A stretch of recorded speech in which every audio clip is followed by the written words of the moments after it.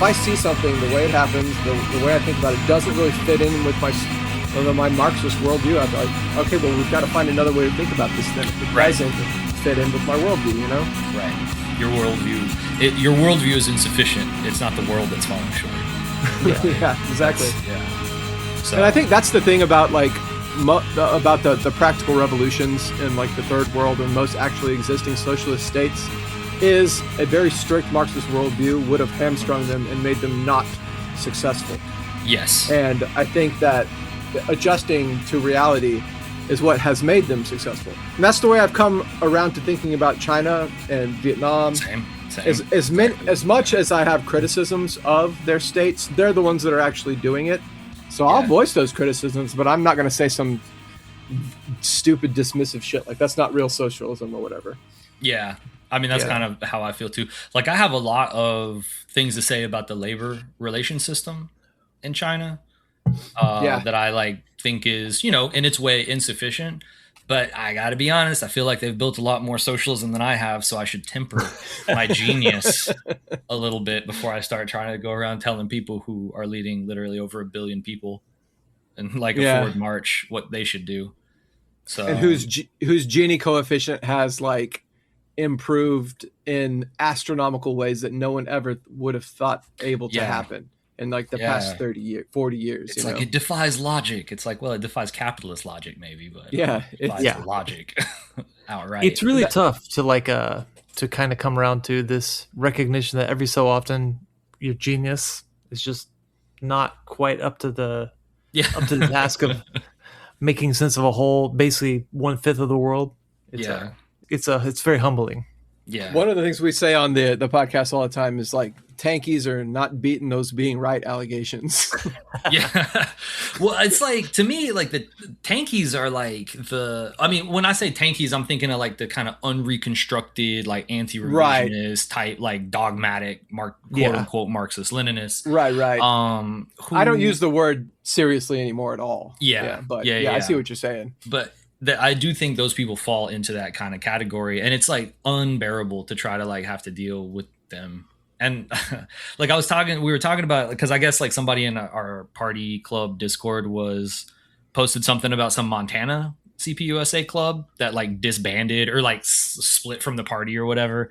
And I don't give a fuck, because it's like these people were probably like sectarian idiots anyway. Like, they're going to come in and fix the party themselves, and then when it didn't work, they're like, we're splitting. And the party doesn't have the apparatus to be able to control that stuff right now.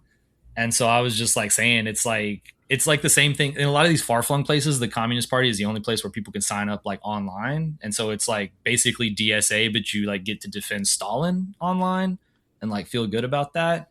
And that's just not that interesting of a way of thinking about being a communist to me. I feel like that's an extremely boring way of like orienting to it. I don't think that relates to regular people at all. No, it's like hella online behavior. I like call for like fucking shut down the recruiting online. Like, we should only recruit in person out of actual struggles. We should not. I think that's. I agree with that. That's one thing that I think that the Trotskyists do properly is in this point, like having a tight knit, like well-trained organization where you meet in person. Yeah. I mean, at some point in the future, throw the doors wide open to the masses to be able to join the party. Like we're on the brink of like a revolutionary situation. Yeah. But right now, while we're like building cadres to like go in and do movement work, I think it's like we need like military discipline and like closed ranks. I remember the SWP. One guy that we were friends with back in college. He got really interested in what they were doing, and so they would like drive out from like Houston to kind of basically try to recruit him. But one thing he got really hung up on was that they said you can't like use social media if you're gonna be in the party, and he thought that was kind of silly, and so did I actually. But like, I don't think that anymore. No, I don't use social media either. I had like I kind of think like fucking do this when you're comparing it to like recruitment, like text join to this number. If those are your two options, I would rather go the other route. Yeah. I mean, the thing is like when we do that recruiting online, it sucks like tremendously because it is really difficult to to train those people when they come in, like, because they're not coming out of struggle, so they don't have any experience in struggle, and it's almost impossible to get a lot of them to engage in struggle because they think struggle is like arguing on the internet or going to a protest that somebody else organized or something like that. Maybe like arguing with your uncle on like Thanksgiving. Yeah, exactly. Like being insufferable to your like family. Like it's like, I'm doing it for the cause. It's like, no, you just aren't that much fun to be around, to be honest with you. Fucking ruining Thanksgiving dinner is reminding everybody Praxis. That Thanksgiving is a hoax because it's founded on genocide and whatever. Yeah, like, bro, just eat your turkey and chill. I know, man. Like, enjoy your day off. It's a good game. And hang out with your family. Yeah, so that's like, I think like that is definitely something, and also like it makes it difficult to engage in like these ideological struggles, in large part because it's just a constant stream of young people coming in, or even if it's just politically young, coming in with like all of the same baggage over and over, and then they like are very resistant to try to like develop their like perspective as like a party member. Part of that I think is because the party's like really struggling to find a way to like present a coherent, practical, analytical framework. I think that's like one of the main issues why they struggle to like develop like younger comrades. But a lot of the time it's like they just come in with these very tight doctrines that they picked up out of the New Left or the anarchists or whatever like social like clique that they come out of, where they're like, oh, we want to do mutual aid and we want to hate like, you know, everybody who's like a settler, and like it's like, what are you doing? Go join. There's other groups out there with that shit. Why are you insisting on coming into this one? And it's like, I just think the brand of the party has kind of outran the party itself because it's still so weak and like lacking so many resources, and it's, you know, leadership is, you know, very, very old in a lot of places, and there's like still a gap in trying to integrate that. So like the party only really kind of exists in like a few major like cities, metro areas, and like outside of that, like I was saying, that, you know, you'll have like 3 or 4 like 22-year-olds like send the org department like an email, hey, we want to set up a club, and it's like, okay, they'll set it up, and then they'll just never hear from the party again, and it's like the Wild West for that club, and they'll engage in all kinds of like wild shit. And I like there was a problem in one club that, you know, I feel like can be a tendency to let these things like metastasize before they come back and try to like deal with it. So it's like the problem's gotten out of hand. You've had this like loudmouth in this club, like spreading these like anti-party positions, or like challenging the party in like bad faith ways, not even in good faith ways. And they'll be like, oh, you know, we'll work with them because maybe they check like an identity box or something. And then before you know it, this person is like turned into a fucking cult leader with the Communist Party like brand under their control. And then it's like, what the fuck, guys? Now we're stuck. Like Caleb Maupin? Like Caleb Maupin, or like there's this dude out in Kansas that was like the same. I was trying to talk to him. Like I've talked to people like down in Austin where it was like they get on and talk about all this theoretical stuff, and it was like every single person except anybody that's ever been in the party. And so you try to get them like, hey, you should like check out Henry Winston. Like nobody can hate on Henry Winston. Henry Winston was a bad motherfucker. He like put it down, you know what I mean? But they still just won't engage. But that's because it like Henry Winston comes out of like the old left, and our left is like the zombie corpse of like the new left. Like that's we live in the like the rotting corpse of like the new left. It's like dead, but we can't move on from it yet. And so like that's, people won't read Henry Winston because it immediately contradicts their like received doctrines and dogmas, even though they're in the Communist Party, which I don't really understand why you would join a group just because you hate it and want to change it fundamentally. Like it's got a good name. I mean, it does, and I mean, it's got a legacy. Like that's what like. Oh, I just mean like literally the name. Communist Party. Yeah, that's it. Yeah, that's the official branding, baby. It's stood over 100 years now. What? It's it's the party that was associated with Lenin. You know, like I mean, Scottsboro Boys, unemployment councils, like the anti-fascist, like Abraham Lincoln Brigades. Let's be real. Like, people don't know what those things are. Hello, and welcome to the Regrettable Century. We've got a special guest this week. It's our comrade Brad, who is here to talk about an article that he wrote that fits in with our theme for this month, and that is the theme of American socialism. And this one is more practical than historical. Actually, it's both. Let's see. What's that? What's it here? I'm just gonna pull up my notes and see. What's the article called, Jason? Here, you go ahead and introduce the article.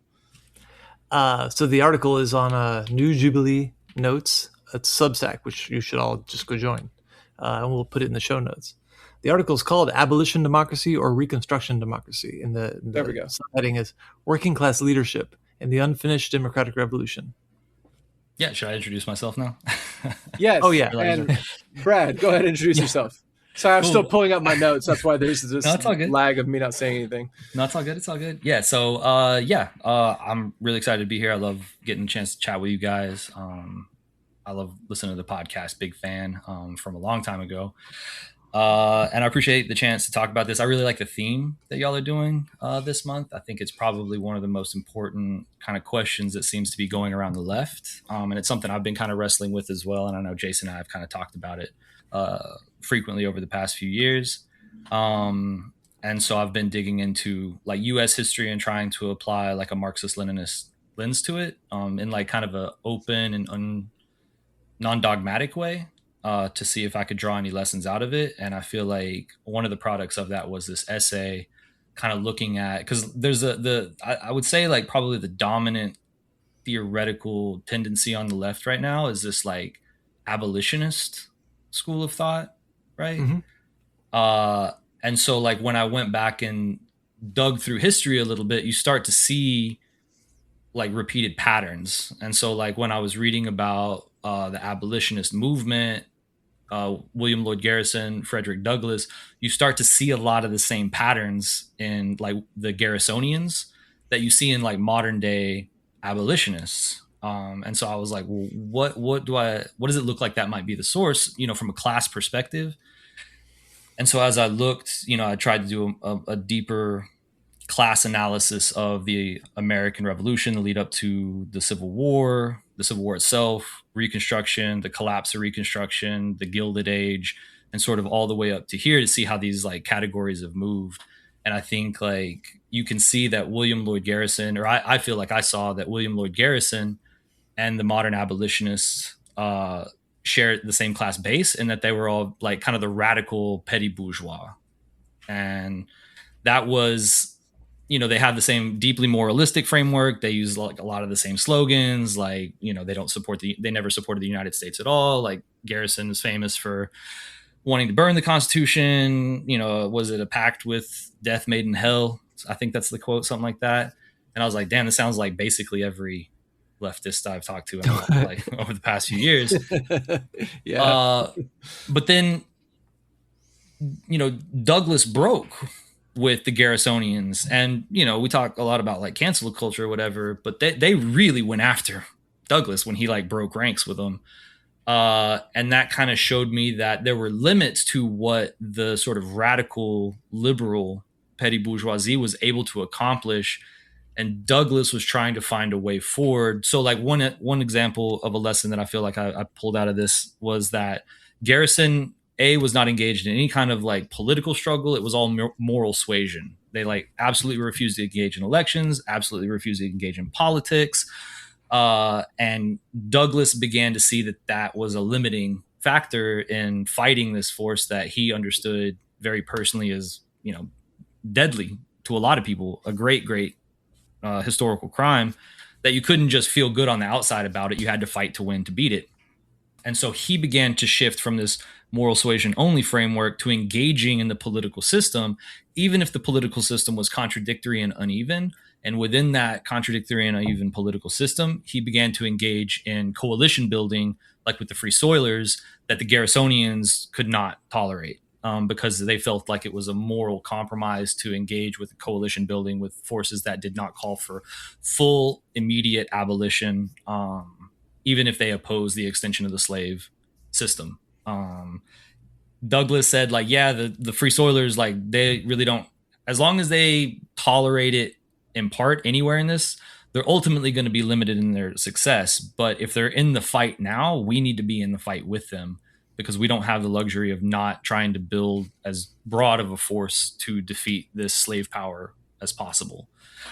And so that gave me an avenue of seeing, because, you know, we do a lot of stuff where we reference like, what did Lenin do in the Tsarist Duma, and what, you know, it's like, right, yeah, that shit's all cool, like, I guess, like, if you're talking to people, but when we're trying to build a mass movement and not like a study circle, you can't engage in all these reference points that are, you know, 100 years old, and more importantly, way outside of our frame of reference as a nation, because you don't draw out the right lessons. And so, like, for me, seeing Douglas make that break with Garrison showed me that the abolitionist school of thought today is insufficient, because it shares many of those same limitations that Garrisonian did. And so we have to break with this abolitionist, not in a way that says it's all wrong, but takes the important lessons and develops them into a more effective fighting framework, which I think is what Reconstruction democracy is, which is more in line with what Douglas was developing, that led to the Civil War, that led to Reconstruction. And so that was kind of what the substance of the essay was trying to get at, was trying to understand this division between these two forces. And then I try to like tell a historical story about how that developed, from like, you know, Reconstruction or Civil War, failure of Civil War and Reconstruction, to the rise of the Gilded Age, to what Manning Marable called the Second Reconstruction, that he puts at 1945, and goes kind of through the New Deal period, what we call the New Deal period, and then collapses again. There's another Gilded Age, which is basically what we're in right now. And so it was just like, well, at each of these points, there was a reason why the democratic revolution was attempted to be finished and then collapsed. And in that collapse, the social dynamic changed. And so we have to like look where we come from, but we have to bring it up to speed to know where we're at, so we can understand the balance of forces, the arrangements, and the lessons that have been passed down to us through struggle, so we can apply those today, instead of like abstracting them away into a like doctrine that makes us feel correct, but doesn't strengthen us in the struggle at all, or allow us to connect to people that don't already agree with us, or may even disagree with us on a lot of stuff, but we still need them to fight. I think that's probably one of the most important lessons that leftists need to learn, is that we're going to have to be on the same team with people that have bad ideas sometimes, but that agree with us about certain things. Mm-hmm. That, and like the thing is like, and I think that's an important lesson of like the Civil War and Reconstruction, is that, yeah, when Douglas reached out to like, you know, try to begin building these broader coalitions with free soilers and people who had outright racist ideas, but did not want the extension of slavery, he still wanted to create a functional alliance with them. But as that coalition grew, that alliance grew, and the struggle sharpened, it became a radicalizing force in itself. And I think that, to me, is like more important. It's like, yeah, these people don't agree with us on everything, but if we could bring them into the struggle, that's where they're going to learn. If we sit them down and like lecture them about what they should think, or how they're wrong, or how they like, you know, don't measure up to what we think they should, we don't have any, we are a movement mostly of losers. We don't really have a position to sit here and point fingers at people about what they should do, when we just get our like shit kicked in all the time. So I think like bringing like people into the struggle and demonstrating through that struggle not what you say, but what you do, has historically, and in my experience, been a much better educator of people than just like lecturing them. And so like, you know, when a lot of the white dudes who enlisted up north, when they came down to fight, they didn't really give a shit about slavery per se, because they had never seen it. It was a foreign thing. But when they were coming down and seeing what it really looked like, that had a tremendously radicalizing effect on them. When the general strike of the slaves began enlisting in the military, and they saw the bravery and the heroism and the sort of sacrifice that Black Union soldiers were willing to make, it like transformed how they understood these things that they had like held before into these new ideas. And so I think that's another thing that Reconstruction democracy is trying to say, is like, find your main enemy, like identify what the main enemy is, and then build your forces to take on that main enemy, even if y'all don't agree on everything outside of that, because in that fight, you will forge new alliances, new understandings, both for them and for yourself. Like it becomes a co-educational process. Which allows for like growth and strengthening, rather than sitting from the sidelines and being like, eventually y'all are going to figure out that I know everything. So just when you get ready, just come over here and I'll let you know how everything's supposed to be. And then be shocked when nobody ever comes around your weird ass. Yeah, that's definitely something just about everybody listening should be somewhat familiar with.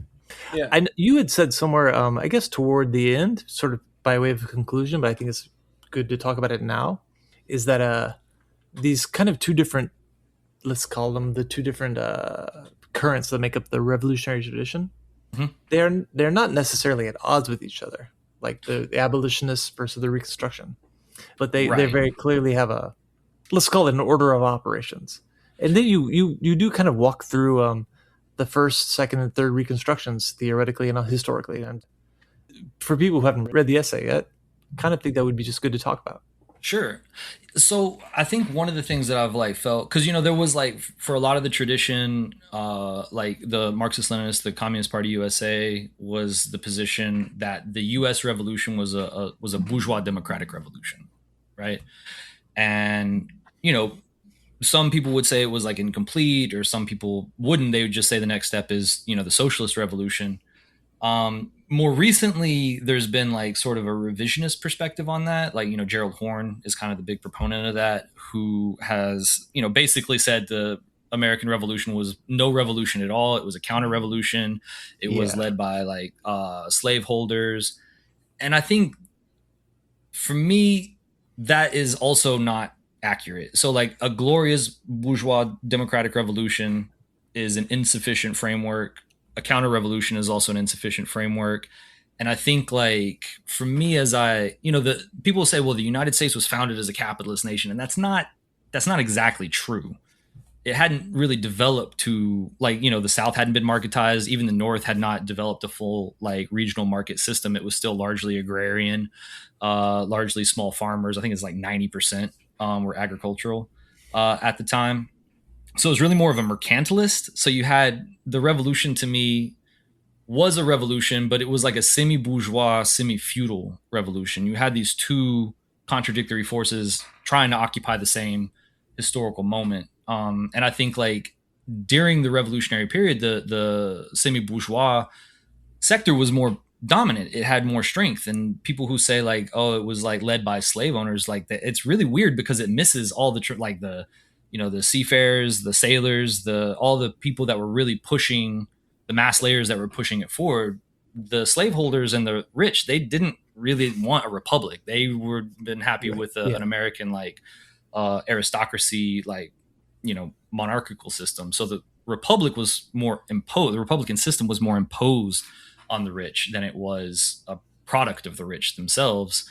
And so I think like you have emerging out of the American Revolution, not like, oh, a progressive bourgeois force or a reactionary semi-feudal force, but both of these trying to occupy the same space. And I think that defines the early period of the United States trying to determine whether or not it was going to be this sort of like, you know, bourgeois nation or like a feudal aristocratic planter class. And at the very beginning, people say that it was founded as for rich propertied white men, the United States, right? That's not actually true. That was obviously the dominant force, but I think there was like 7 or 9 states that had no provision on racial voting. So even like I think North Carolina, if you were like a free black man who met the property restrictions, you could vote in North Carolina. In New Jersey, women, and there were no gender or racial restrictions on voting. So like the United States, when it first was founded, was actually quite progressive, was actually quite democratic. And it wasn't until probably like the 1807, 1810 area that you started to see the democratic forces begin to decline and the rise of this, what came to be understood as the slave power. So it was like an alliance between the Southern planters with Northern capital, finance capital, that was integrated into the broader global slave system. You know, the foundation for the existence of slavery was left intact in the Constitution, but the explicitly like racialist defense of and structure of slavery was sort of implied and then built on afterwards. And but that's all I was going to input. So I didn't interrupt you. No. It's like the bourgeois forces did not have the power to totally crush the like semi-feudal planter class, but the planter class was not the popular or driving force during the revolution. But once that like established itself, there were the radical elements like the Thomas Paines, the like sort of pure Democrats, as it were, the radical bourgeoisie. they hit the limits of what they could accomplish at that stage of history, and they began to vacillate and sort of weaken in their ability. Because, you know, like when the revolution first happened, you had the Articles of Confederation, you had a lot of unicameral state constitutions, and there were a lot of problems with that. And so people think like the Constitution as it developed today was just sort of like imposed out of nothing, but it was in large part a product of like a historical process that wasn't imposed by any single actor or any single group. I think that a lot of times we have trouble kind of recognizing that the socialist revolution is the first and only thus far. Yeah. Great historical stage. If we're accepting this kind of schematic of the periodization of history, the socialist revolution is the first one which is a conscious attempt. Like, oh, we're going to make socialism. Yeah. Nobody else has ever done that. It wasn't like there were capitalists who were like, we got to get rid of feudalism so we could have capitalism. This is it's so wooden as to be actually it's a little bit laughable, honestly. Yeah, that's I've heard. It's like capitalism develops and socialism is constructed. Yeah, that's right. Like, that's a good one. Right. Like yeah. And so, like capitalism develops over a period of like almost 1,000 years. Right. And then the bourgeois revolutions were just the political reality asserting itself on the economic foundation that had been built, over right. Whatever. Yeah, it was like basically, all that fetters. 500 years, yeah. Right. Yeah. But at this historical moment, the bourgeoisie had not, because of the United States, historical particularities at the time, that did not complete the democratic tasks. So while it was a bourgeois revolution, it was an incomplete bourgeois revolution. It was like hemmed in by these counter-revolutionary forces that were too weak to impose themselves at that time. But as the revolutionary forces started to weaken, they found themselves starting to grow. So you had the Industrial Revolution in the UK, which drove, their textile mills drove tremendous amount of demand for Southern cotton, which was then, empowered through the cotton gin, which made production much more profitable. So even if like that force was weak, relatively weak at the time of the revolution, by the time the 1820s, 1830s set in, it was the ascendant force. That was the rising power. Yeah.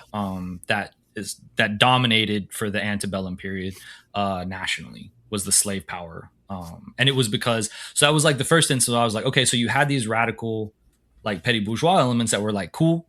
Like I was like, I love Thomas Paine. I love like the democratic writings that were going on at that time, but they were not able to carry it to its completion. All right. So, okay, well, there's one thing, right?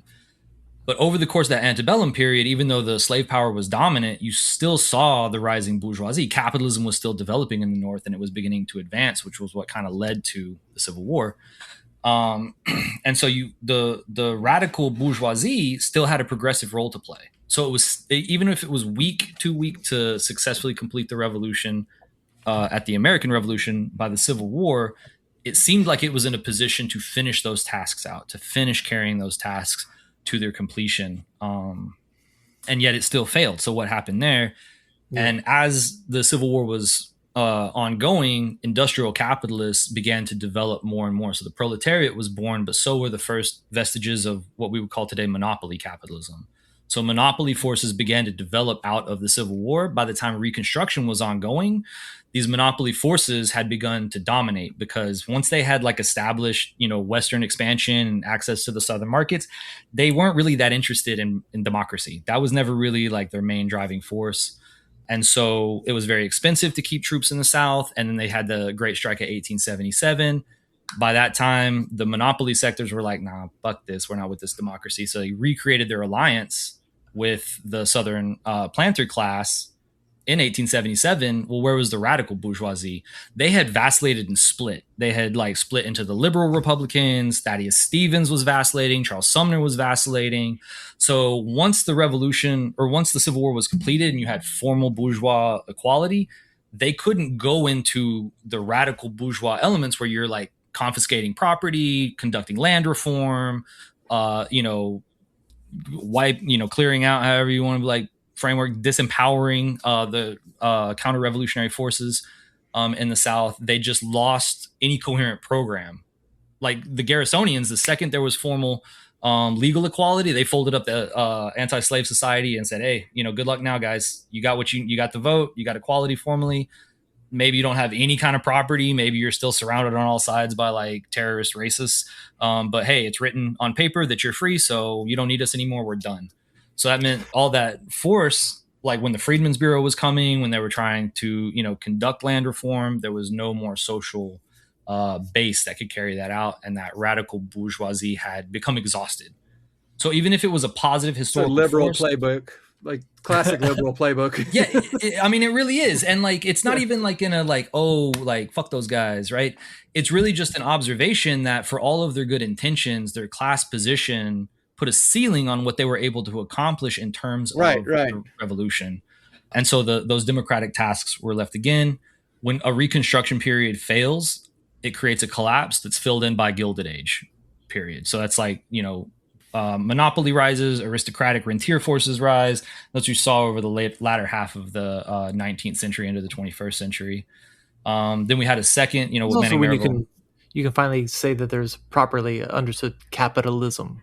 Not just there are bourgeois forces and there are artisans and there are small proprietors and there are slaveholders and all this other stuff. Like now it's very clear that the railroad trusts and the big industries dominate the American continent. Exactly. And that was like, because you had the Populist Party. This isn't in the essay, but you had the Populist Party rise. But that was also still operating in that split because most of them were petty bourgeois farmers who were being oppressed by monopoly, right? But they didn't take the rising working class that seriously, and they didn't integrate them very effectively into that coalition. And the working class was also not in a position to understand their relationship with agricultural and farmers. And so the Populist Party played, a positive and progressive role. But once again, because it was unable to understand which class was able to consolidate and lead that revolution to its completion, it collapsed again towards the end of, was it like the late 1800s? Until basically, I think that the last like big hurrah of the Populist Party was the 1896 elections. Yeah, it was like the William Jane Bryant's one. Yeah, no, it was before that. It was okay, whatever his name was. I can't remember the guy's name. One of the most successful third party attempts ever. I think it's like the last really big burst of energy. It was 1896, I think. Yeah, I've seen people mark the end of Reconstruction as 1896. Most people put it at 1877. I've seen it go 1887, 1896. It's all these like this periodization is if you're doing it. I think it's because you were right. 1896 was the William Jennings Bryan election. It's James Weaver. 1892 was the last. This is the kind of the end of the populist moment. Okay, cool. Yeah, but that you're right though. So 1896 as the end of the populist moment kind of makes sense to kind of say, oh, that's also the end of Reconstruction. 1896 is the era when they're like the Jim Crow laws kind of come to the fore. That's when in the old South is kind of being reborn. Yeah, so that's like, so the point is that like the petty bourgeois forces continued to fight, they continued to struggle, but it just became historically apparent that those forces could not complete the revolution that they had started. They couldn't complete it in 1776. They couldn't complete it in 1877. They couldn't complete it in 1896. They couldn't complete it in the 1930s. It just became apparent that the specific historical form of these class forces changed, but the underlying political project and limitations seem to remain pretty consistently the same. So like, yeah, so I think like I don't really get hung up on periodization like that. I usually try to like hold struggle as like the arbiter of what's useful or accurate. So it's like, is it 1877, 1896? I don't really care. It's like, do the lessons that we get out of this, regardless of the dates, does that help us fight more effectively today? So that's like kind of how I navigate it. So if people have like stronger feelings about the 1896, right, I don't really care one way or the other. Everybody's right.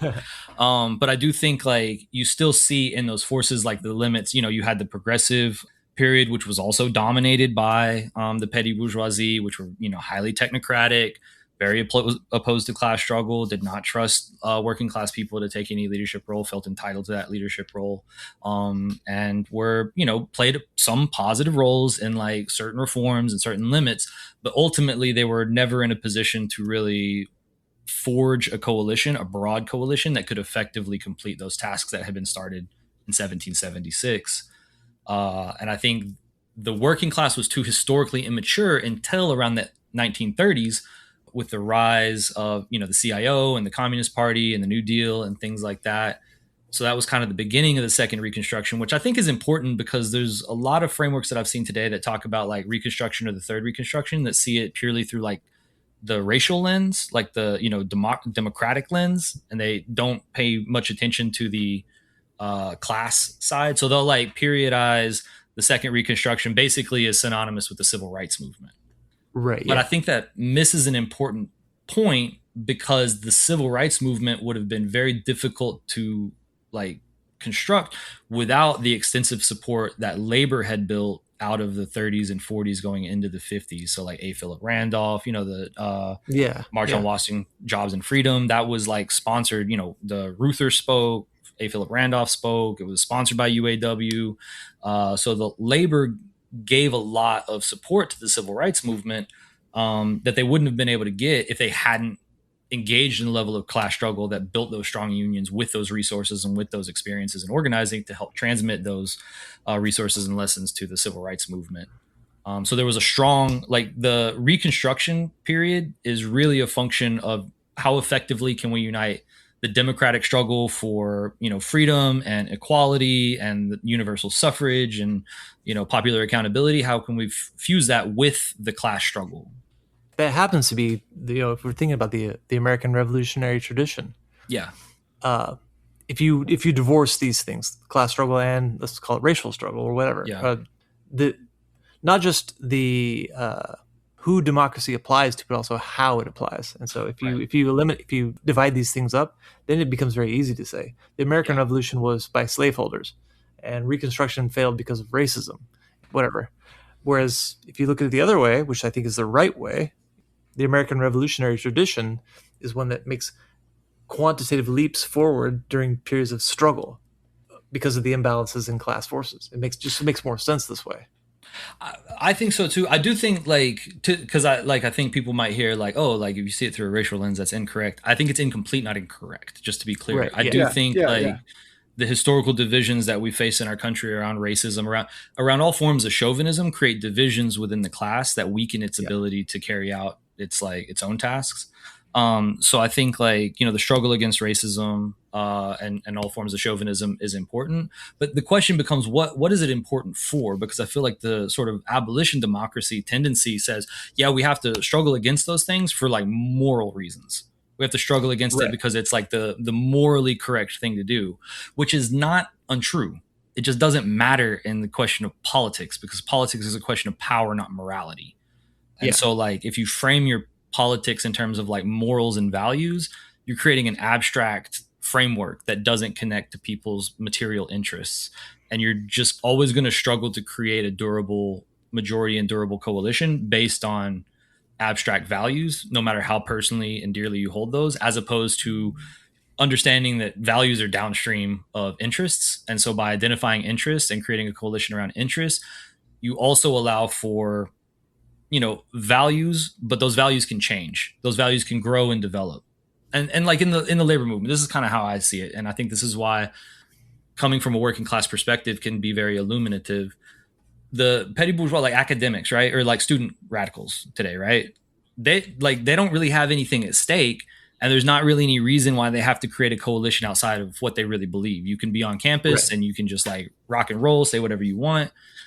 But when you're organizing, like in the campaign I'm on right now, I've got, people who are, culturally very, very left, like very, very left. And I have people on the organizing committee who are, have kind of confessed to me, like they don't put it out there, but that they are more on the Trump side, more of a Trump supporter.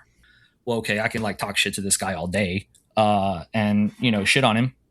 But the reality is that would fuck up our coalition and all these people would lose the ability to pay their fucking bills. Right. So like when you're actually engaged in struggle with stakes, it creates an anchor that allows those values to be moderated in a way that strengthens your coalition without asking people to necessarily sacrifice them. It becomes the working class perspective or the working class organizing experience creates a basis for more like tolerance and unity than like the radical bourgeois. So that's why like abolition democracy struggles to build coalitions outside of basically these petty bourgeois, like nonprofits, academics, like, you know, small business owners, progressive small business owners. They struggle to break into working class demographics of whatever race. They struggle to break into rural areas. They can't create significant bases in rural areas. And so then the question becomes, well, how moral is it to be right but lose all the time? Because when we lose, there's real things at stake. Yeah. So like if people, and this is kind of like what Douglas was like kind of moved by, is like, okay, like we can stand by and be like, you're all fucking terrible and you're all going to hell and we hate you. And then the slave power advances. Like the slave system strengthens because you're too good to get involved. You're too good to like recognize, well, you know, maybe there's things we need to like not die on the hill of. Like the Constitution needs to be burned, right? Well, maybe that's like a little bit too much to create a big enough coalition to actually defeat the slave power that's actually creating these like awful criminal like conditions in our society. And I think it's the same thing today. I identify the main enemy as like monopoly capitalism, right? That emerged out of the Civil War, you know, destroyed Reconstruction, has like been the basis of fascism, of all the problems, is this oligarchy, this like rentier class that's developed. And today is like unbelievably powerful. It's so obvious to me that the main issue is this like coterie of like super rich elites. And when you talk to people, they hate the globalists, you know, they hate the Epstein class, they hate the same people that people on the left are supposedly hating, but they didn't go to college. They didn't like, you know, they don't have like a graduate program framework. And so they speak of it in a different way. And because they speak of it in a different way, like the abolitionist democracy tendency can't imagine creating any kind of a coalition with any of these people, because any kind of like moral tempering is to them hypocrisy and selling out. And it's more important to not be a hypocrite than it is to win. Which, I mean, I understand where they're coming from, but like, let's be honest, like if you're the one getting, you know, shit down your throat, you might want to win. And if there's a little bit of hypocrisy on the edges, you know, life is complicated. Like that, I feel like is a different way of seeing this is, you know, when we talk about how people, they change and struggle, the people's, when they go up against one manifestation of their, let's call it the counter power to their own, that's whenever you can actually make these arguments that the people who insist on moral purity just they never get to those conversations or to those even the physical inaction of those ideas. They never get there. And it's funny actually. This is more of what we might have understood permanent revolution to mean before the era of the student radicals, which are really just I really like the way you put it, the latest iteration of the abolitionist, the Garrisonian democracy. Right. And the Garrisonians were a very, very important part of the Civil War, of like the early parts of Reconstruction. I mean, they were the ones incredibly heroic with the Underground Railroad. You know, they like fought for free speech. They were like hounded, murdered. So it's not a sense where it's like, oh, these like liberal, like radical Democrats are our enemy. Our enemy is very clear. Today, then it was the slave power. Today it's monopoly capital. So it's not that they're the enemy, but the issue is like in a coalition, there has to be a leading element. You can't have a bunch of multiple leading elements competing for leadership, because then you don't have unity.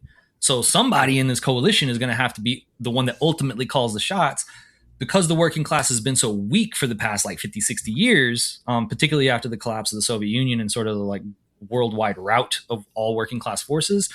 These petty bourgeois elements have come to take total dominance of this like historical process, you know, what we call today like this third Reconstruction process.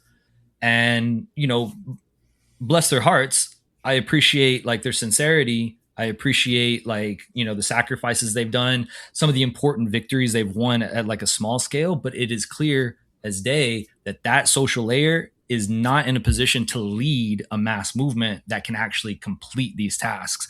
And so the working class has to find a way to struggle with that element, not because they're the enemy, but because they don't understand their position in this like friendship. They think they're the boss and they're not the boss. They need to like follow the leadership of the organized working class. But today the class is working to develop itself to where it can exert that leadership, it's not quite there yet. So you have this sort of incoherent period where it's like, how do we talk to the working class? The same way we've been talking to them, but like louder or something. And so I think that's kind of the position we're at right now, is like, we understand affordability is the issue. We understand the working class is getting hosed, but the language that people that support the working class like speak through is usually still this abolition democracy, petty bourgeois, radical Democrat framework that just is never going to be what they want it to be. It's just historically, materially incapable of carrying out the tasks that need to be carried out. And so, you know, the working class does need to assert itself. It needs to assert its leadership, and it needs to struggle for that, but in a way that doesn't break our ultimate like unity, and treat the abolitionists as like the enemy themselves. That being said, in the essay, I do talk about like this concept of subsumed class payment that I picked up from Stephen Resnick and Richard Wolff, I think, the Democracy at Work. Yeah. So, but it's the Resnick mainly. He has like some YouTube lectures that he did that kind of stuck with me. And so like one of them is this idea of subsumed class payment. And so as monopoly develops, it like accumulates even more surplus value, and, you know, depending on what school you talk to, broader social surplus through, you know, consumer pricing power and, you know, market control in other areas that are not working class exploitation at the point of production, right? So you charge farmers, you know, less for their wares and you sell them higher to consumers. That gives you super profits. Well, these monopoly forces funnel those super profits through the nonprofit industrial complex.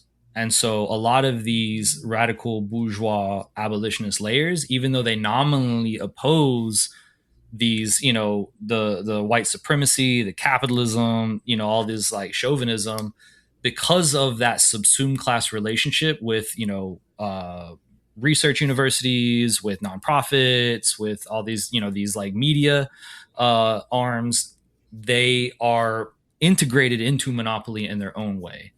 And so while they themselves are not the enemy, at this point, that a lot of the ideological like weight that they're trying to bring into the movement is a product of monopoly. It is like filtered through and shaped by monopoly dominated institutions. And so they carry with it a deeply anti-working class, anti-popular bias that infects the broader movement.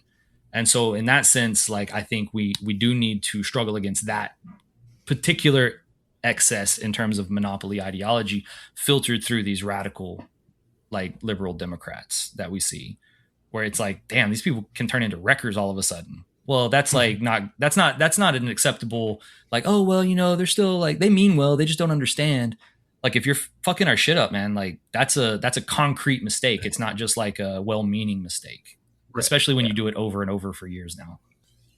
Yeah. And that's that's the way that these radical liberals tend to turn anytime the left is starting to make any kind of ground in any coalition or any in any movement. Mm-hmm. Just look at the way they're freaking out about the milquetoast centrists, like running as democratic socialists, gaining even the slightest amount of notoriety. Yeah, I agree with that entirely. And that like starts to become, you start to see that this idea of like, oh, well, socialism is too far, or we'll use the term socialism, but we won't give it a class basis. We'll turn class into an identity that's one of many identities, which means the class layer is not in a position to lead. Right. And so, like, if you're coming in there, like, trying to hit on affordability, trying to push these things forward, they can tolerate that so much. But if it looks like you're activating these new layers and creating coalitions beyond it, they start to get insecure, because then it starts to feel like, either they're like their financing is going to get put in question because the monopoly forces that fund them are like, nah, we ain't going to be doing that shit if you're carrying this stuff out. Or they just feel insecure because now their own position of what they perceive as entitled leadership becomes challenged and tested, and they lash out because of that insecurity. And a lot of that, I think, is monopoly as well, because there's no good fucking jobs anymore. So these people that manage to land like a really good job in like academia, they will cut your fucking throat to keep that shit, because they're not going to go out there and work at Amazon, like, full stop. And so if they start to feel that their worldview is being challenged by these popular forces, they generally seem to be more comfortable like kneecapping those, even if they nominally oppose like, you know, Trump and, you know, all these things. They'll do it in words, but when a force is actually coming up that could potentially defeat those forces, they will hamstring it. And that's something I think that I feel we have to navigate through this abolition democracy versus Reconstruction democracy, because we don't need to necessarily make them the enemies, but we also can't tolerate them doing that kind of wrecking shit and breaking up rising popular like unity and rising popular coalitions. Right. It was one of the things that your article talked about was the sort of like entrenched position of like elite academia and how they'll their class interest is like lies with the bourgeoisie because of these relatively comfortable positions they have. And I think that that's like sort of heightened because those jobs don't really exist anymore.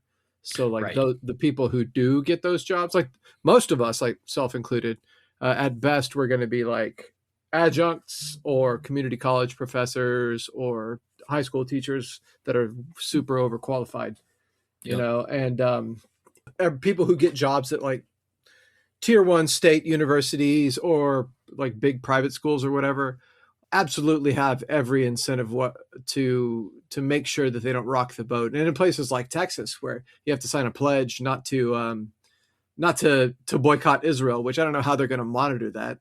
Are they going to like go through your HEB statement to make sure you bought some Sabra hummus or something? That's exactly what I was thinking right there. They're like, I don't see any Sabra on this receipt. I don't know. I don't know if we're going to be able to. Is there a political reason for that? Yeah.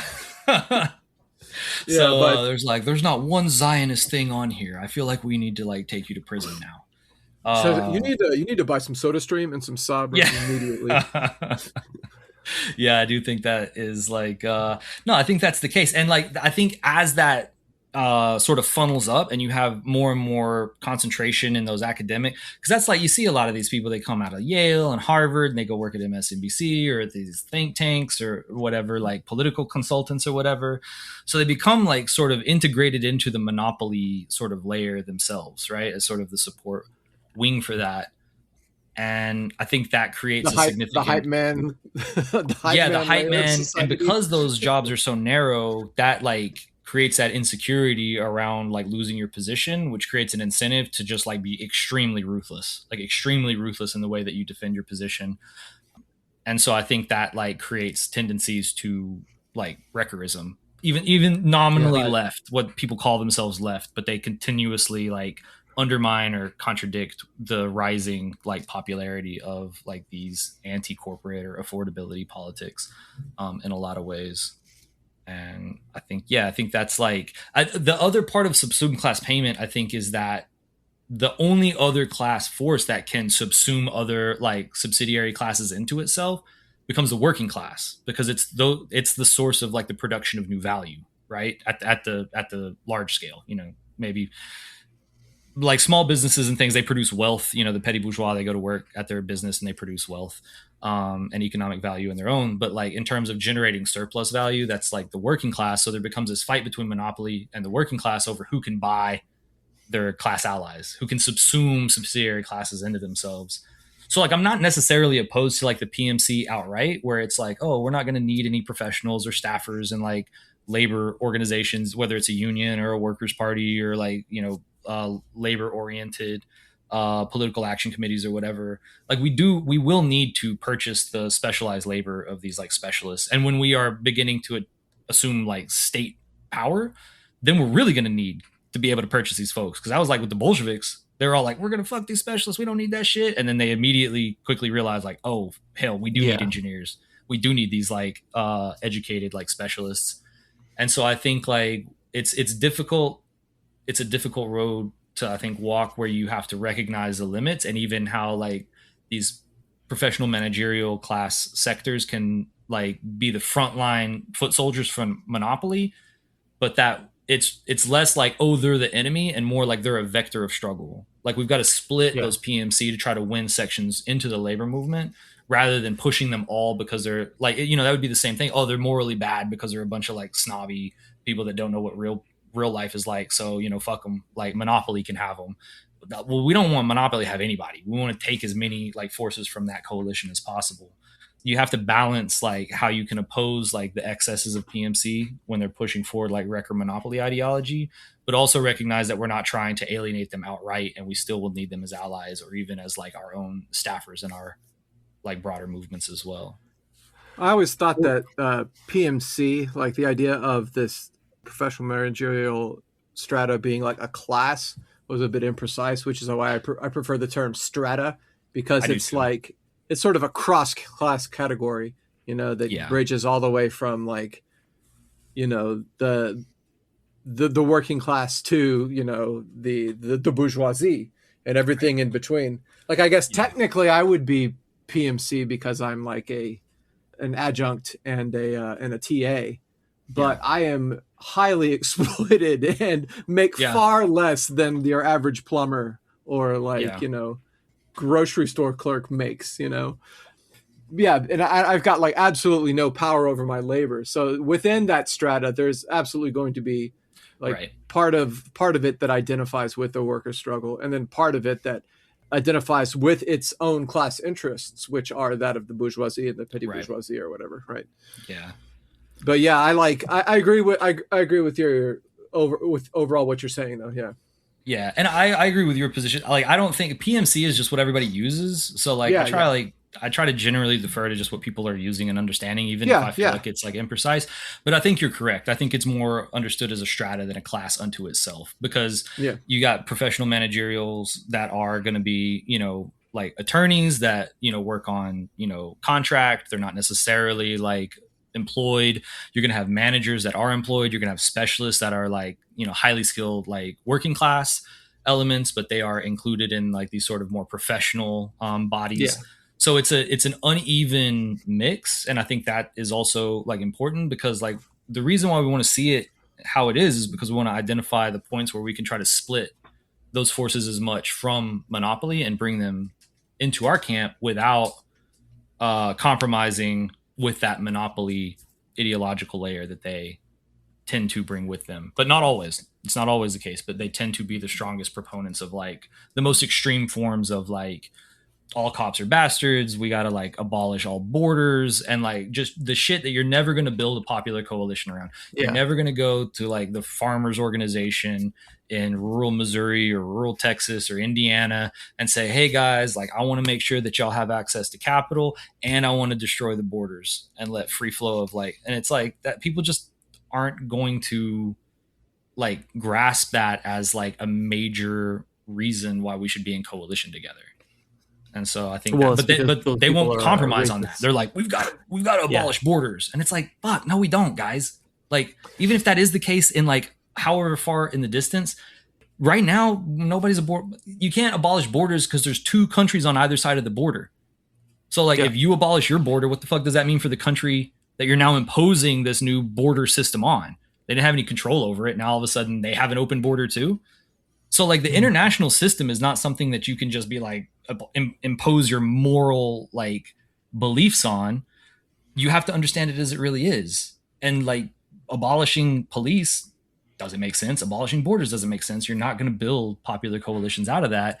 But these like PMC layers that are kind of infected with this monopoly radical liberal ideology will hold as fast as they can to that, even if it means destroying a coalition that could overcome these monopoly forces and begin to like complete the democratic revolution, complete the tasks that we set out to in 1776 and that we've been fighting for consistently. I think that's kind of the thing is like, you know, like when I first kind of started looking at this stuff, it's, you know, it could be like a functional thing. Well, you're not going to build a coalition saying I hate the country. Like it doesn't really matter if how you feel about it. If you're thinking about it practically, that coalition is never going to come into effect. So we got to figure out a way to talk about it without using like these sort of nihilistic, national nihilist terms. But then as you like actually dig into it in good faith and you see the complexities and the struggles that go on in this country, like for me, I've like come to really appreciate a lot of like this country, like a lot of the things that we've pushed forward. And like a lot of people hate America until you leave America and you go out into the world and you kind of start to see like, damn, like music and art and culture. And there's been a lot of really positive things that this like nation has brought to the world, not just in terms of like, and also in terms of struggle. Like one of the things that like I learned when I was like starting to do a lot of this research is that like the Indian Removal Act was incredibly unpopular. There was only a very specific group of like socioeconomic group that was trying to push for that, and that was the slave owners in the South. Mhm. They wanted to move west because their plantation economy exhausts the soil, it ruins it, so they have to constantly see themselves pushing west to ruin ever more soil. There was native tribes there, I think the 5 civilized tribes, as they were called, and so they needed that land. Well, nobody else in the North and most other people didn't want them to just go ethnically cleanse. So the legislation was like deeply contested at the legislative level, and it was the first like expression of like a mass petition campaign. So there were like American citizens all over the country who were carrying out petition struggles to go put pressure on the state to not pass the Indian Removal Act. And it wasn't until they were able to flip, I think, 2 representatives in the House from Pennsylvania to push that through, that the Indian Removal Act passed. And those 2 guys lost their careers. They were hated. They were like pariahs after supporting the IRA after that. And then it went to the Supreme Court. The Supreme Court ruled against it, that it was unconstitutional. And Jackson just said, fuck you, come get it. That's right. You know what I mean? That's when Jackson said, let the Supreme Court enforce their own ruling or something like that. That's sort of that's the story with most of the heinous acts committed by the United States government, is it's done so in defiance of the will of the people, right? Or at least after a really good propaganda campaign to make them think that it's in their interest somehow. Yeah. Right. Yeah. Out of struggle. Like there's struggle there. It's not just like, oh yeah, like we're going to kick the natives out. We don't care about them. There was a struggle. And not to minimize like the awful impacts of like the colonial expansion to the West, but just to say that there was not like a national unity, that this was the great thing to do. There were very clear class forces that were pushing that forward, and there were very clear class and social forces that were trying to resist it. Right. And that happens at pretty much every point all down the line of our history. And so I remember when I was growing up, like, I'm from Texas, like y'all. And so, there's a lot of like Southern pride or whatever, right? That's like kind of the how people are raised and taught in the South, is to have Southern pride. And as I got older, you start to see the South as like, oh, well, damn, there's all these fucked up parts about it. And to me, it became a question of like, okay, like if you're proud of the South, the question isn't, are you proud of the South or not? The question is, what parts are you proud of? Because to me, slave revolts are just as Southern as slavery. So if I have Southern pride, I have pride in the revolts against slavery, not in the slave system. So those are the things. It's like, what part of this experience do you take pride in? And I take pride in the people who've sacrificed more than most of us could ever even possibly understand to push us forward in the struggle to where we're at right now. Yeah, I think of the slave system very much the same way I think about big companies in today's moment. Like, these are impositions on us. I'm not proud of that. I didn't do that. It's not my doing. It's not my family's doing. It's not my heritage. The slave system happened basically over our heads. Yeah. And the thing is, a whole bunch of people in the South, we actually did oppose the Confederacy. There's some really good movies about that. Like one of them is called Free State of Jones. Just one of many examples. Yeah, Glory. Exactly. Yeah, we just watched that recently, Nicole and I. Yeah, I wanted to bring something up. Well, I guess you brought it up, but the Popular Front has been a subject of discussion a lot lately. Like with us, with people, our Discord listeners, also on the broader, like the left, whatever. It's obviously crucial for the argument you've been kind of laying out here. So I was just like, and also I know it's been heavily mischaracterized. So I don't think a lot of people even really know what it means. And even those who know what it means, I think that the argument for how it matters here, why it's something important, I think that needs to be made. Yeah, I feel so. Yeah, all of this stuff is like inseparable from, I think, today's concept of like the Popular Front. And so it's not just going on. There's actually in the party right now, there's actually a debate going on. And I'm actually getting prepared to engage in like what was offered to me, an open debate across the website over the nature of like the Popular Front and how we have it formulated in our program right now. And I think the first thing that starts is like monopoly and the Popular Front are inseparable, right? Because what monopoly does is it creates social layers that are not working class, that are being actively oppressed and exploited by monopoly. So like farmers, for example, small business, particularly minority small business owners, but small business owners in general, like they have a terrible time getting access to credit. They have to deal with a lot more regulations. If there's like a organizing campaign, it makes them even more uncompetitive relative to these big monopoly firms that, you know, will like basically hang you if you come around talking about a union.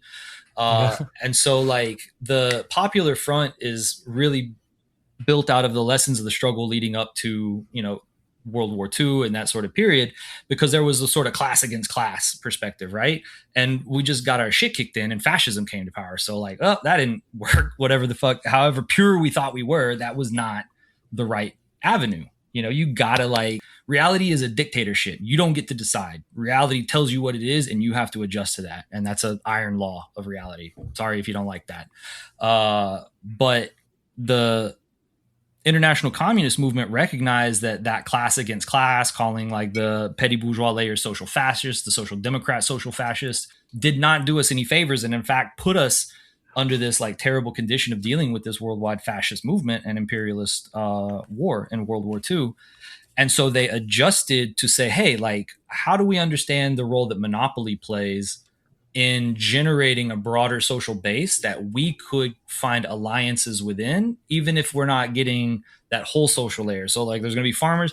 You're not likely to get every single farmer, especially early on. But if you think from an anti-monopoly perspective, you can go create avenues for interest-based temporary alliances that through struggle strengthen over time, kind of like the way the Civil War happened, right? You create these like, we have these legislative fights going on, but over time those coalitions solidify into durable majorities that can actually transform not just law, but even the Constitution itself.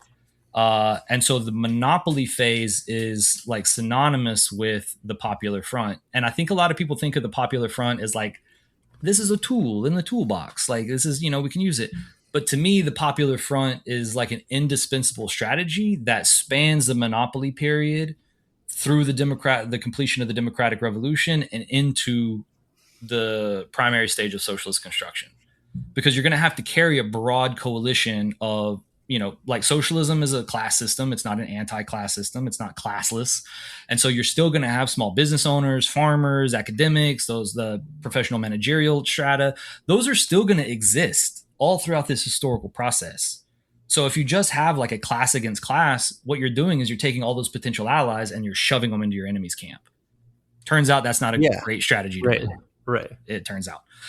So the Popular Front is a way of understanding how you can build interest-based alliances with the working class as the lead, but able to split off potential monopoly allies and bring them into the working class camp by, the working class has to make some sort of tactical compromises. You know what I mean? Like, for instance, let's say you want to pass like labor law legislation.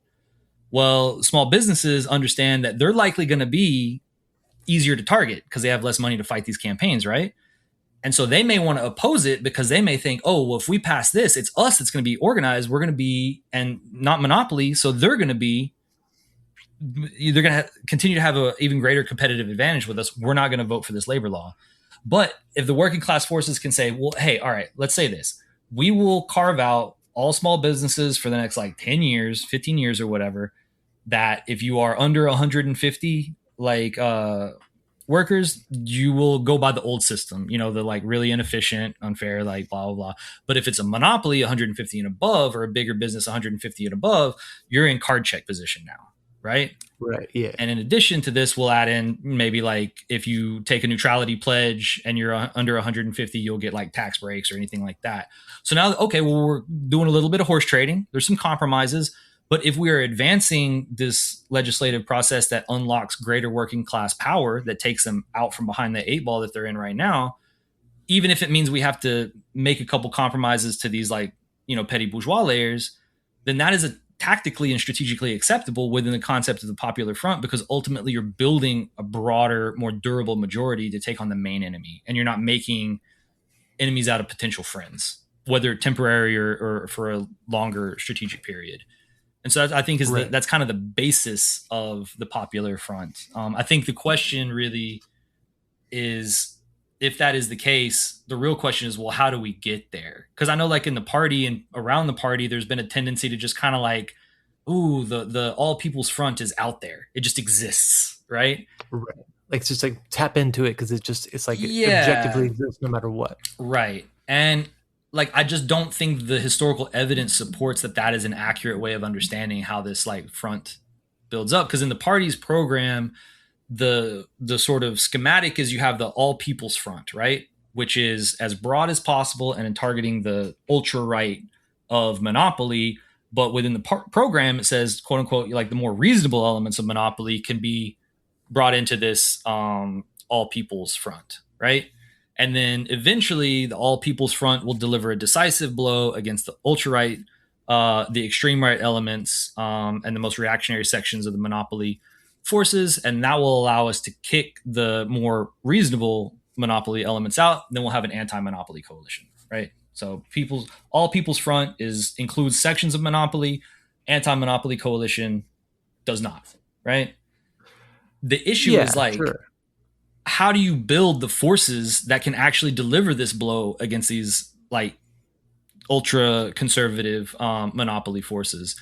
Well, right, because that seems like it's like, one day is like that can always be some other day, right, but not anytime soon. When it's this extreme right, the basis of the fight becomes this abstract concept of the right. You know what I'm saying? And we're fighting for an abstract form of democracy that we want to protect.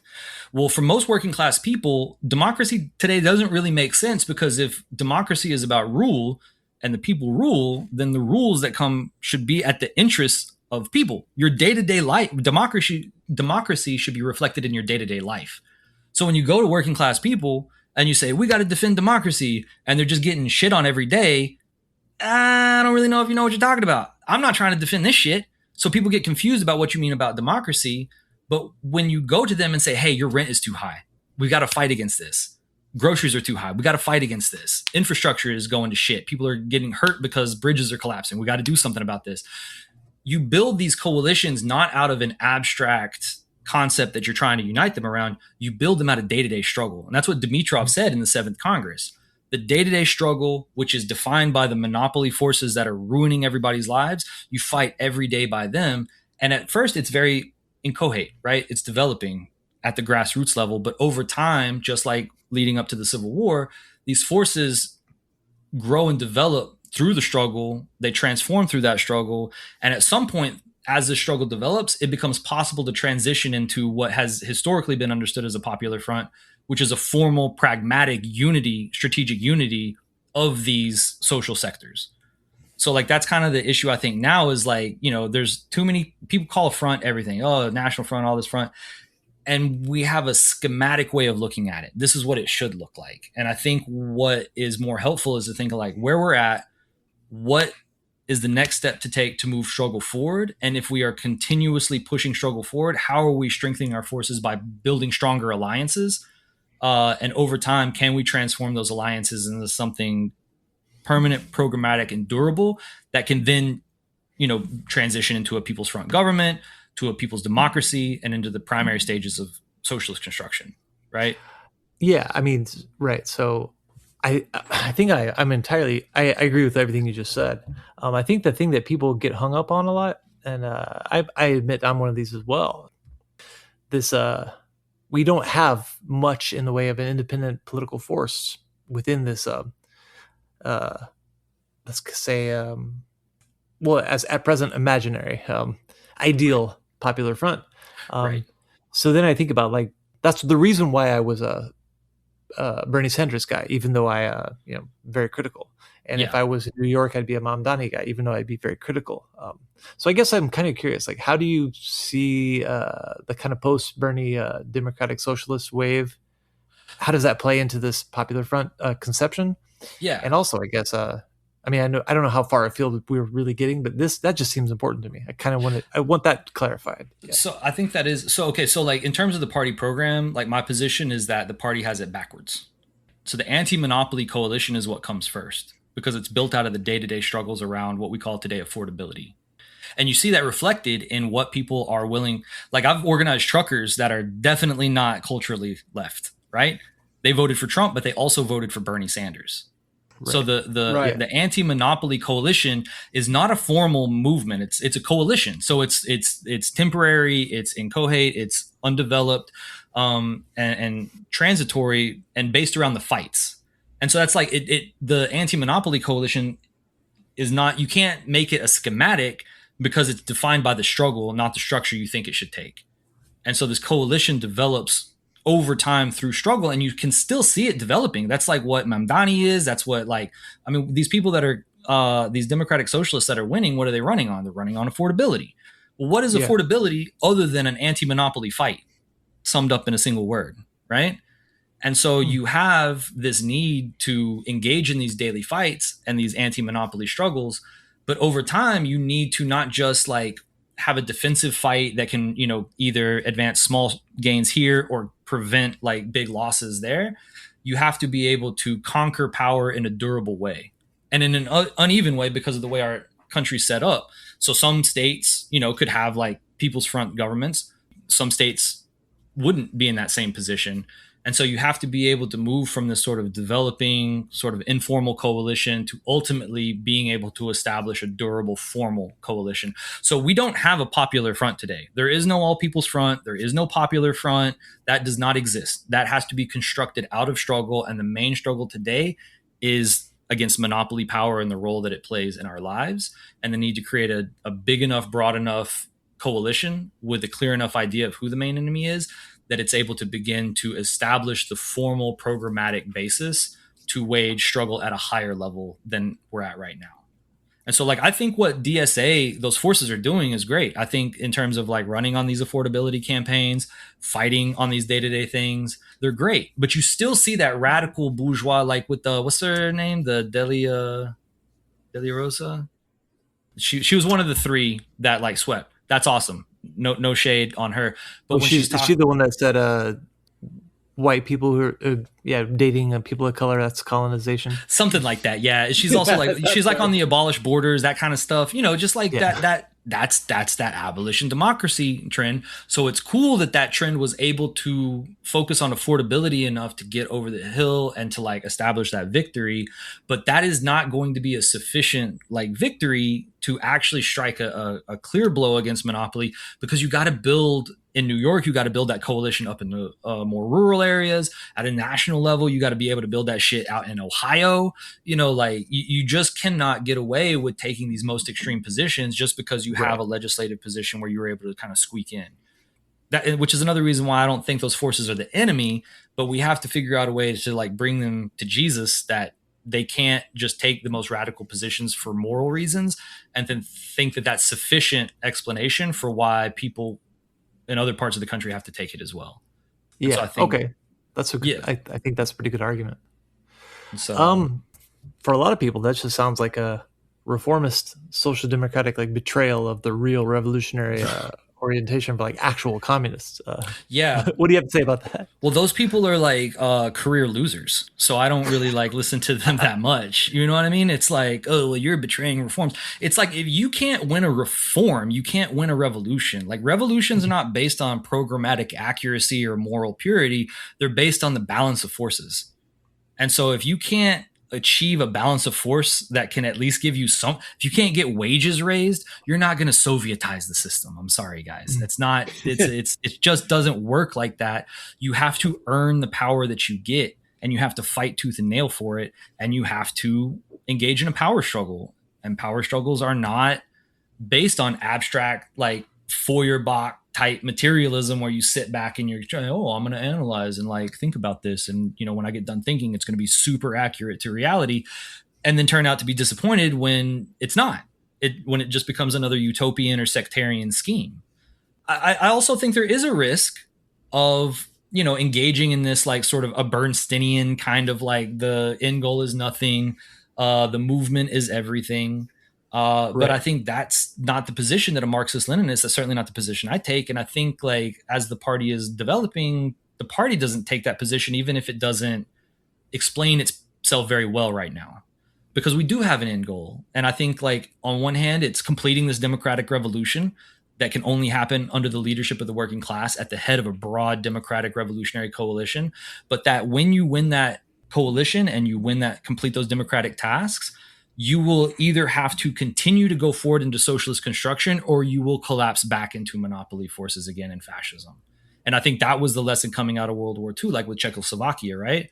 They got to the point where they were pushing these reforms, but it got to the point where these bourgeois and right elements could no longer tolerate it. And they tried to ally with imperialist elements to kill in the cradle this people's democracy and this workers' movement and the National Front at the time. And the Communist Party, because it had a base in the police, because it had an understanding of its role in the government, it had this broad coalition that it was responsible for. They were able to call people into the streets at the same time that they were operating within the government to push those right forces to capitulate to a transition, a constitutional transition to a new people's democratic state system. And they began building a very kind of innovative sort of socialism until basically 68. And that was when it kind of hit the limits of Sovietism, and the Soviet Union couldn't really tolerate that sort of experimentation at that time, which I think was unfortunate. I think it was like a terrible one mistake. Of the great tragedies. I really, it's like, I definitely think that was a horrible mistake. I have a book somewhere around here that is like the minute to minute, like analysis of how that decision came about. Like it goes through like the meetings and the minutes and the resolutions, like all on the Czechoslovakian side and on the Soviet. Oh, okay. Yeah, both. Yeah, in the Politburo and in Czechoslovakia.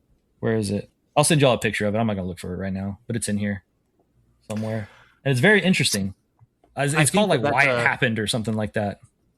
It's a very, very sounds like a very heart-wrenching read, but also I think that, like, not this isn't for everybody. Not everybody needs to do this. Some people just need their contract to be able to be sure that they can drive a bus and their kids can go to school. Maybe that's all they need. Yeah. Ideally, though, we would want everybody to be interested in this stuff enough to even be able to have a discussion about what lessons can be taken from the horrible tragedy that was the. I mean, that's the nerds can like continue to appreciate that stuff. But I think this is a good example of how struggle like pushes your horizons more to broaden, because like when you don't have a contract, you don't have any power, so you can't imagine what power looks like. You can't imagine how to get it, right? But as you build your union and you win and you begin to experience power, you begin to understand also how threatened that is. Because this is something I had to learn is like, you can win fights on the shop floor, but those can be taken away legislatively very easily, right? So now, like, once you win your union, win your contract, you begin to see these other like forces, these other power centers that threaten what you fought to build, that it's not just the company. Now there's this like legislative question. Well, why are all these laws being passed that are harmful to the majority of our population who are working class, right? Like, why are we legislatively hurting so many of our own people? And then it becomes a question of, answering that question leads ultimately to this anti-monopoly framework. And so if you just try to explain an anti-monopoly framework to somebody who's never experienced like struggle or power, it becomes like an academic, scholastic sort of like explanation, which, people can be convinced, but convinced abstractly, not convinced through the experience of struggle. But when you meet people at the point of the fight and fight alongside them and help them achieve a victory in that fight, they open up to understanding what you bring to the table as somebody who went through that fight with them. And they also begin to see what other forces threaten that fight in a way that's much more visceral than just like somebody explaining it to them in a book club ever could be. So it's like, theory to me is only as useful as it helps us fight better. If it's not helping us fight better, I usually am like not as interested in it these days. Yeah. On the last page of your essay, I think it's the third to last paragraph. I just want to quote this. It says, "The revitalization of class struggle and the regeneration of the democratic revolution are interrelated tasks that must be pursued simultaneously. It is precisely through that simultaneous pursuit that the conditions for a genuinely democratic program generated from below become possible." What the process looks like specifically is beyond the scope of this essay, but the stage that process is building toward has a name and a content.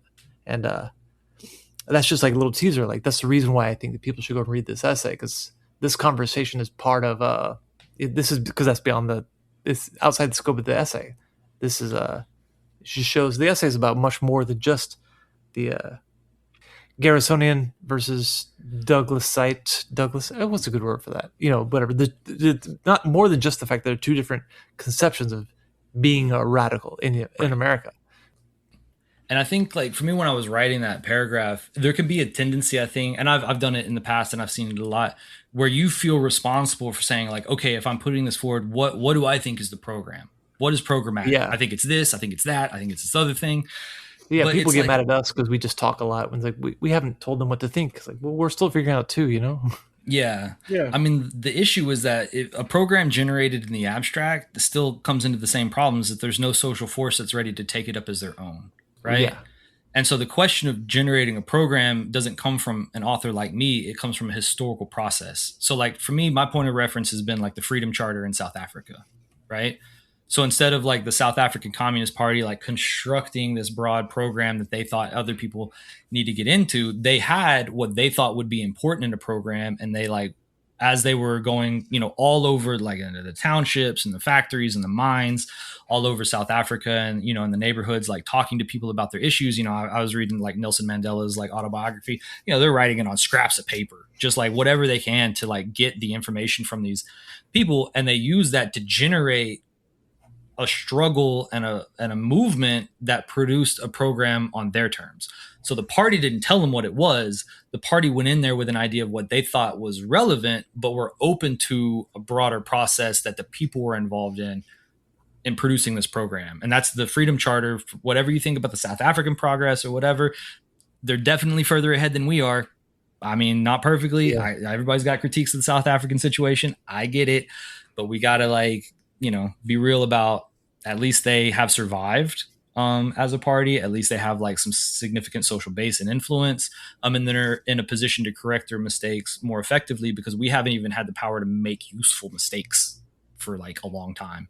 Yeah. And so I think instead of thinking of a program as something where like, oh, I know what it's going to be and we got to get there. It's like, how can we get into these popular layers to help them through that fight begin to recognize the issues that we can turn into a program based on struggle, that we will be a part of the people generating a new program for this historical period that we may not fully understand what it will look like. And there may be things that come up in it that we didn't even imagine before because we are just particularly these days, especially tiny, frankly, irrelevant, like social layer.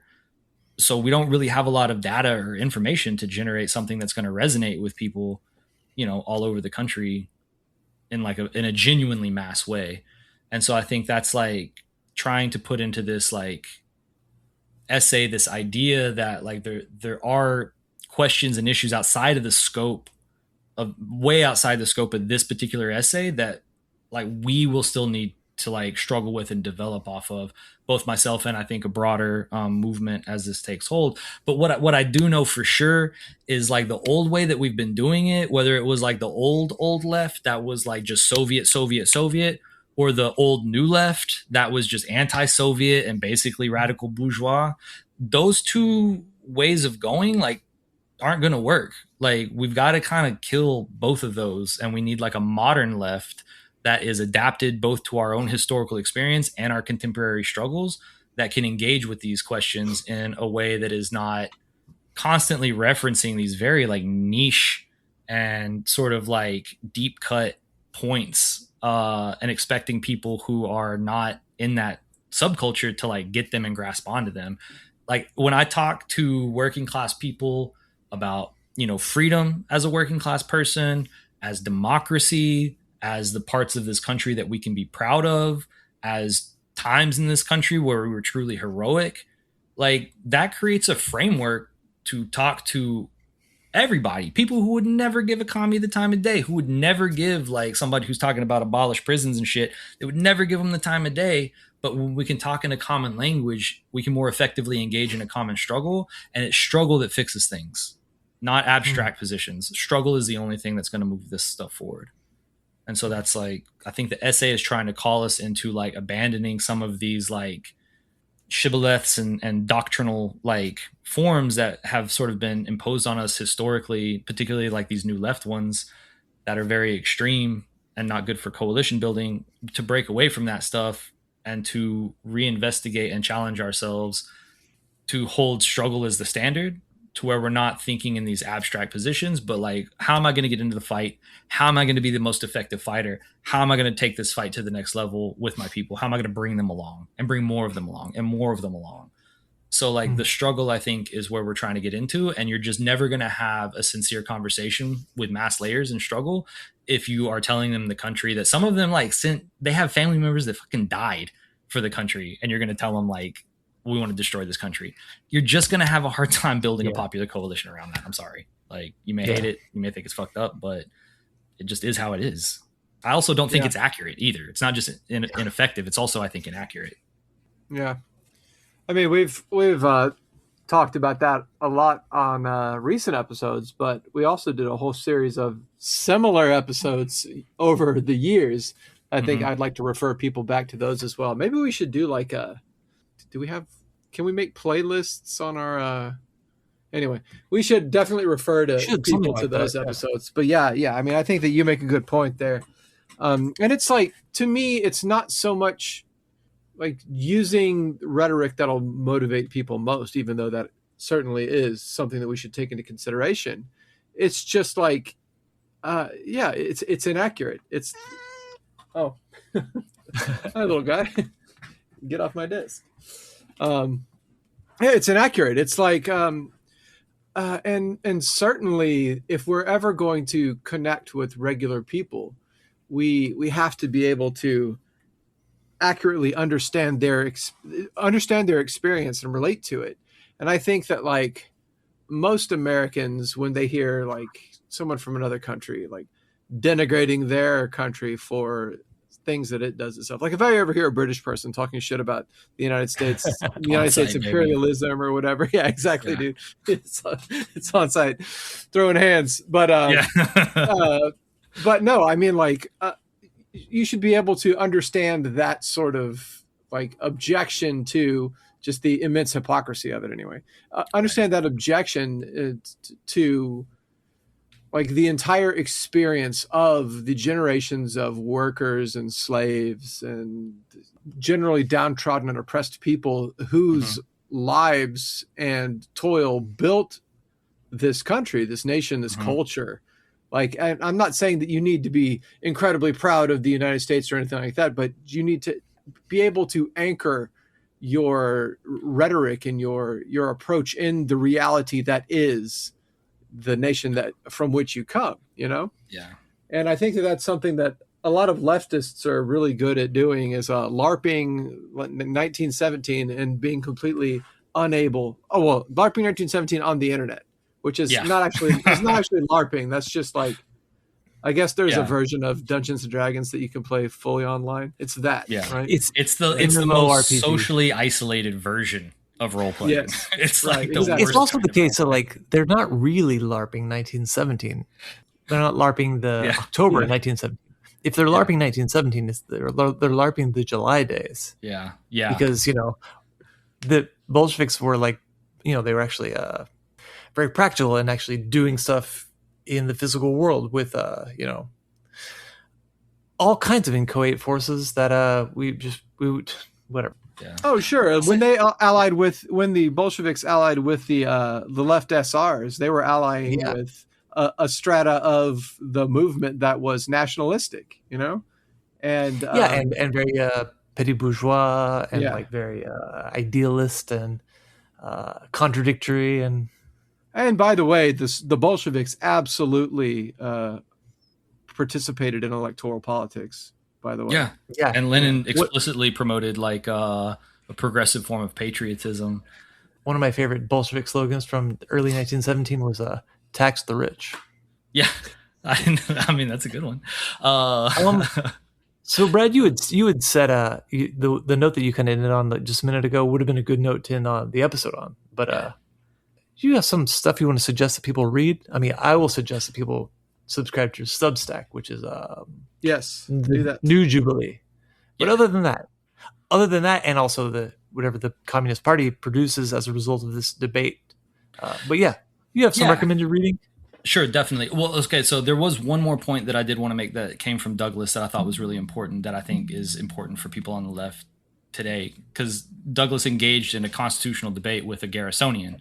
about the nature of the Constitution, whether it was a slave document or a freedom document. And Douglas argued that it was a freedom document. One of the things he pointed out was when this Garrisonian was sitting there saying, "This is an evil nation built on slavery for the slave master, a racist, irredeemable nation." Douglas pointed out that, you know who else is making those same exact arguments? It's the slave owners. It's the racists, yeah. You are making, when you condemn the nation, oh, this is a white person's nation, this was built for white people, your purported enemies are, yeah, it is, I agree. So why are we making their arguments for them on our side? We should be making different arguments from our enemy. It's funny to hear, like, Douglas pointed out. It's funny to hear that kind of rhetoric coming from the ultra leftists and ultra rightists at the same time. Same with race mixing, they have similar ideas about race mixing and cultural appropriation and everything else. It's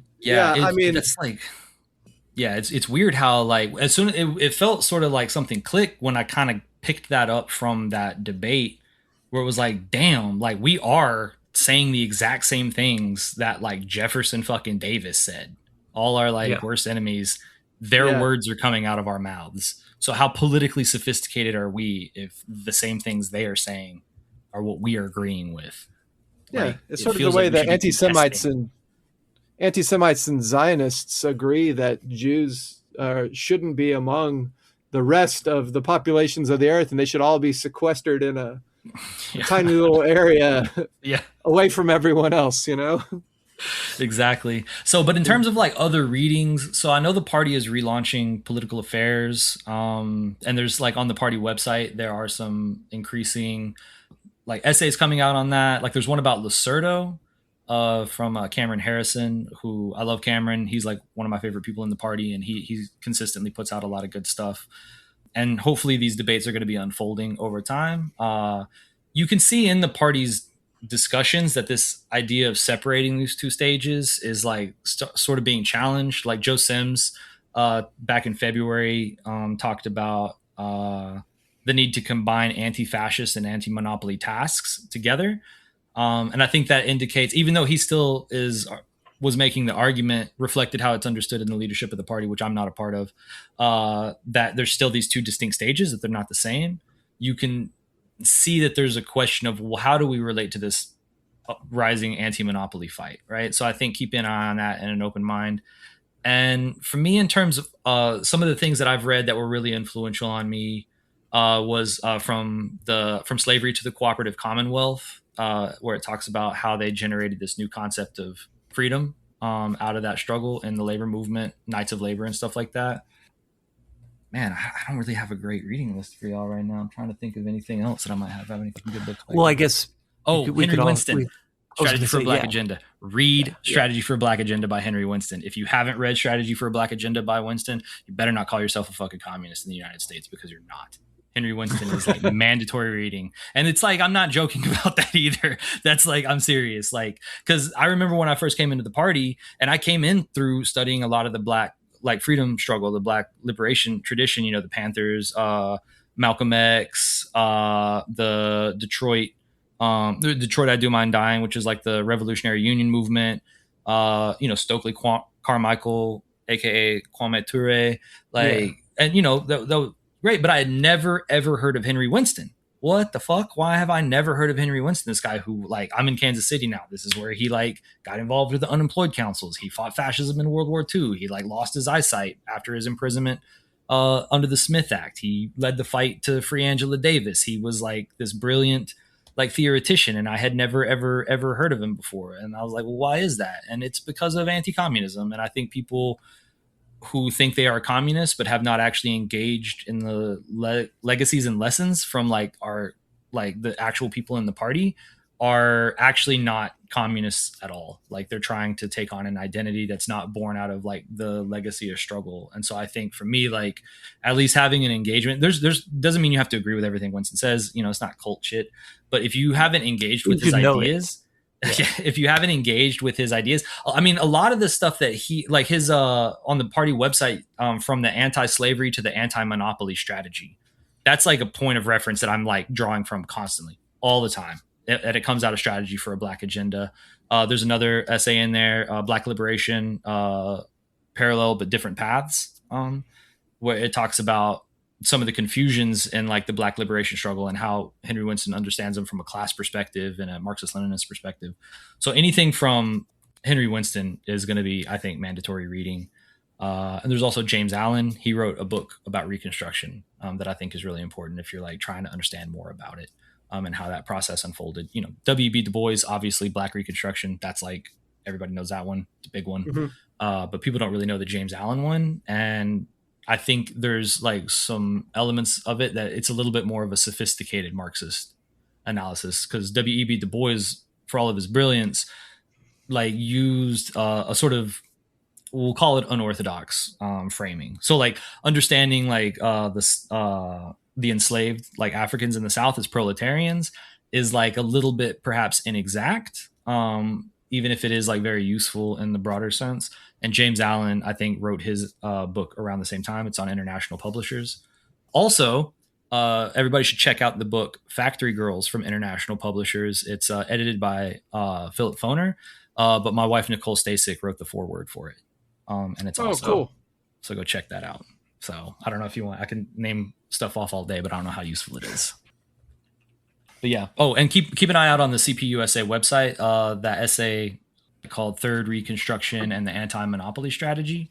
And I go more into detail on the Popular Front question in that one, that I think is like really important. And that is what I also talk about, this concept called the National Democratic Revolution, which comes largely out of the most sophisticated or the most known framing is from South Africa. But the National Democratic Revolution kind of more comes out of Lenin and then the World War II period. So like the Czechoslovakian Revolution understood the National Democratic Revolution as a transitional phase into socialist construction. And so I take this concept of the National Democratic Revolution and use it to try to understand the tasks today that grew out of the collapse of Reconstruction in 1877, and how the Popular Front strategy connects to that. And so that's like that, because I talk about the Popular Front, the party leadership wanted to engage in some clarifying debates and discussions. Not really debates. That's like something we've kind of talked about. It's not really helpful to try to win or be correct. It's more helpful to try to understand what builds the most unity and makes us in the best position to fight, which is why I think this question is so important. And so like, it's not really like, oh, we're going to be like battling it out. I think we're going to be trying to engage in a good faith back and forth to try to understand what kind of clarification we can get to push this like formulation forward a little bit. But that was like, the framework in the program right now, like sort of the All People's Front to Anti-Monopoly Coalition, I just cannot grasp it in a way that makes sense or seems useful. And in fact, like can only see it understood inverted, where the Anti-Monopoly Coalition to the All People's Front. Yeah, that seems like a really big difference. I think it is. It's not just like a mechanical inversion. I think a lot of other things grow out of that. And so that's why, like, you know, I put a lot of work into it. I did a presentation over the Third Reconstruction on the party's Marxist Unity School. It's on the YouTube page where I kind of go into this stuff. And the director of that program in the educational department asked me to turn my presentation into an essay. So that's where that essay came from. So I have the one on my Substack, Abolition Democracy or Reconstruction Democracy, which I think has some really important points about, you know, the role of the petty bourgeoisie in the democratic revolution. But I think this other one also has some important stuff about like the National Democratic Revolution and the Popular Front that clarifies things in a way that I feel are important in their own rights as well. So the Third Reconstruction and Anti-Monopoly Strategy should be out by the time this comes out, this episode. Well, and for anybody who's feeling uncomfortable thinking about terms like National Democratic Revolution and Popular Front and so on, People's Democracy, instead maybe think about the February Revolution and defeating Kornilov's coup to defend the Republic. Yeah, I mean, it literally is. So those terms.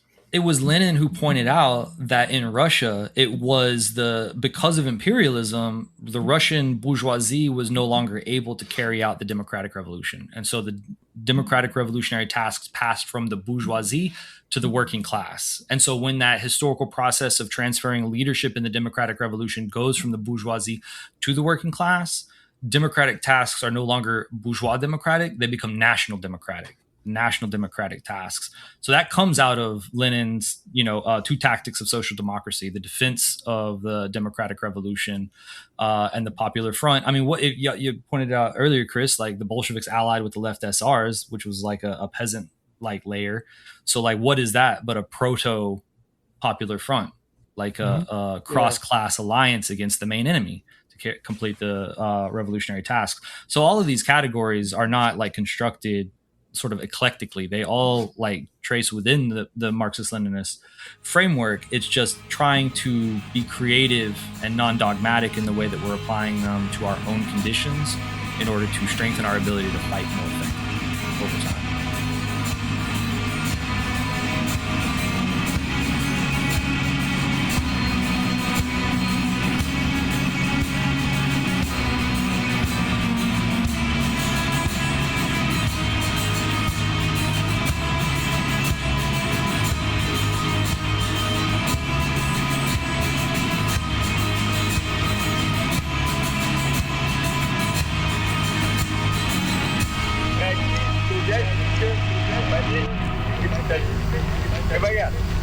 Рабочие и крестьяне не смогут прожить без нас. Без нас некому будет установить порядок, определить работу, принудить к труду. Без нас все развалится и государство распадется.